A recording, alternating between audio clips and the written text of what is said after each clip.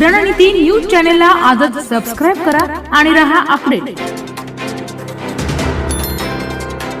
दिनांक 21 फेब्रुवारी 2025 जाहीर पाठिंबा।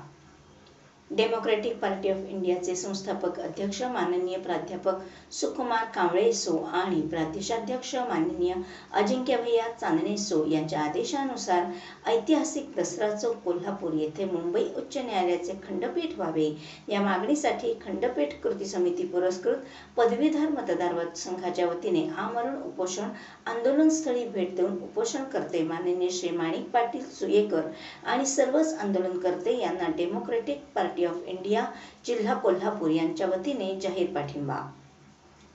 माननीय श्री समीर जमादार कोल्हापूर जिल्हाध्यक्ष DPI,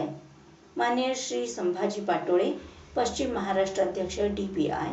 माननीय श्री सुभाष साठे जयसिंगपूर अध्यक्ष DPI,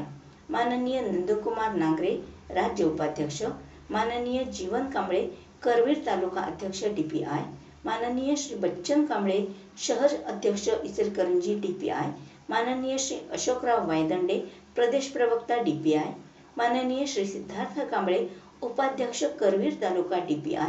माननीय श्री संजय पोळ सामाजिक कार्यकर्ते आणि अन्य पदाधिकारी उपस्थित होते।